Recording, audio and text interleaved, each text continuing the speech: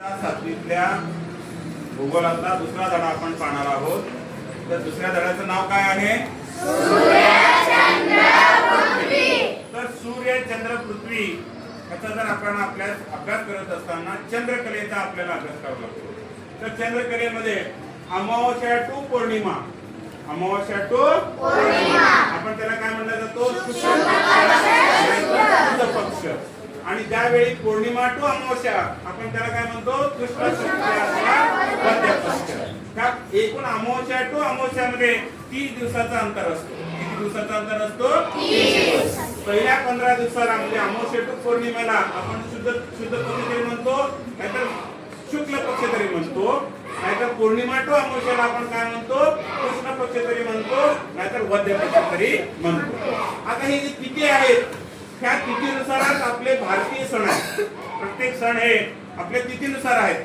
तर पहिल्याला काय म्हणला जातो? प्रतिपदा.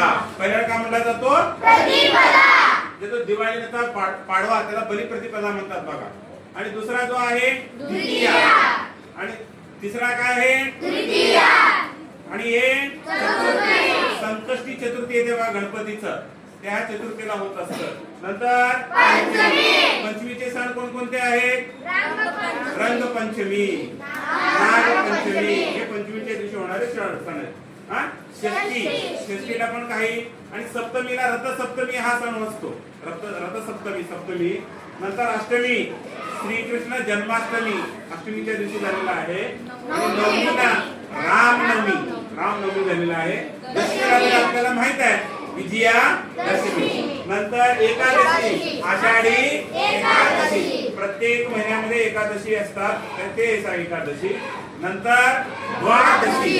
नंतर त्रयोदशी आपल्या गावासाठी खूप महत्वाचा आहे. आणि पुढचं चतुर्दशी. अनंत चतुर्दशी म्हटला जातो बघा. त्या दिवशी गणपतीचा काय केला जातो?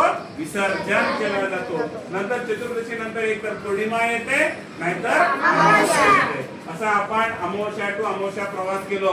अमावस्या टू पौर्णिमेला काय म्हणायचं? शुक्ल पक्ष, नाहीतर शुद्ध पक्ष. आणि पौर्णिमा टू अमावस्याला काय म्हणायचं? कृष्ण पक्ष, नाहीतर वद्य पक्ष. ओके.